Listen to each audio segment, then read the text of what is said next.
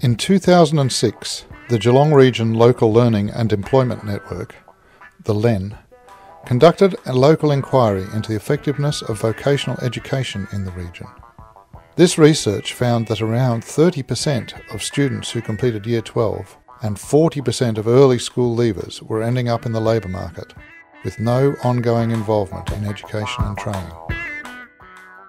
The longitudinal data shows that young people who leave school, whether they leave school early or at completion of Year 12, and directly enter the labour market are vulnerable. Now, there was a belief with the schools that we started working with when we first embarked on the EPIT project that young people who got a job after leaving school were okay. And we kind of all thought that. But when we looked at the data, it demonstrated really clearly that young people who go into a job tend to go into part-time casualised employment, and that they're often out of the workforce by the time they're about 24 years of age. So their prospects of building a career, of being able to support a family, buy a house, all those kinds of things, are really seriously undermined by leaving school and going directly into employment. Motivated by the research, the LLEN embarked on a project to help improve and broaden the pathways available to school leavers.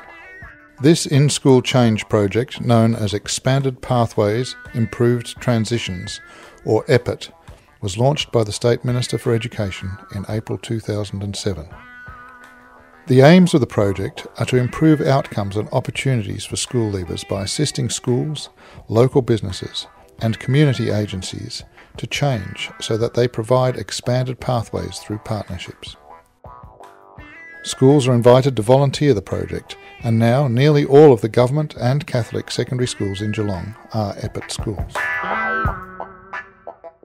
If young people are leaving school to go into education and training and they're working as well, that's not risky. As long as they're in some form of education and training, that could be an apprenticeship, it could be a part-time TAFE course, it could be a part-time university course, and they could be working to support themselves while they're doing that, then those young people are going to be much better positioned for a lifetime of earning real money, of their capacity to re-enter lifelong learning, their ability to take up further study later on is much enhanced if they're going on to study once they leave school. At the core of the project is the analysis of student outcomes and destinations data, which has been gathered for the Victorian Government's On Track initiative. This data is collated by the LLEN. The data is presented to the participating schools that, with the assistance of the LLEN, use it to examine the pathways their students are taking and how they lead to their post-school destinations. Using their data to identify areas for improvement, the EPIT project schools have embarked on change projects to address those areas.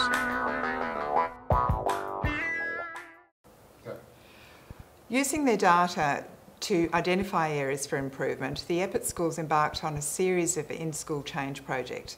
Now, each school undertook to do this in different ways, but they came up with a range of projects that included things like new transition support programs, establishing parent information sessions about alternative pathways much earlier in the school experience, teacher professional development programs, worked on working with teachers and parents in schools to understand that students could blend senior studies programs so that we're not having just VCE and VCAL, but a blended program where students could pick and choose whatever it was that they wanted to do.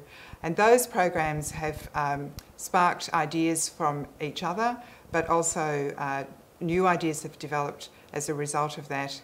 And each school is attacking that in different ways, but certainly seeing the benefits and the improved outcomes for their students as a result.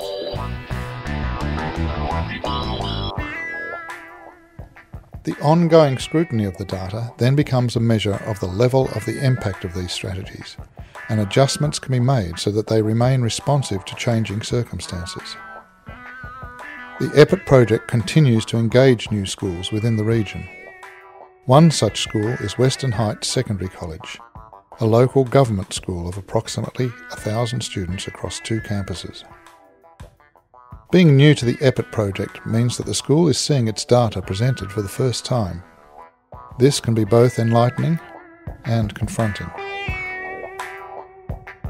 Some of what came out they had looked at before, but they hadn't looked at it through the lens of what's going on for students for their future. So really putting that focus on the future, which happened in that workshop, was helpful. A lot of things go through your head. What can I do to help our students get to, I suppose, a successful pathway after high school? It was one, looking at the data, and about a quarter of our students are either in employment or looking for work after high school, after year 12, which is a big number of students who are undecided as to what they want to do. And so that was a figure that I'd sort of been looking at reducing. North Geelong Secondary College, also new to the EPIT project, has a similar experience. I was actually very, very surprised to see, once again, I knew the data, but when you see it on a bar graph, with all those girls going into those particular work sort of fields, and then you're thinking, well, are we doing enough for these girls in our community? Do we need to do more to make sure that we build their self-confidence, to make sure there are programs for them to go into to build that leadership, so they do not end up in those professions where basically there's not a lot of future? The EPIT project has demonstrably improved the outcomes for school leavers in the Geelong region.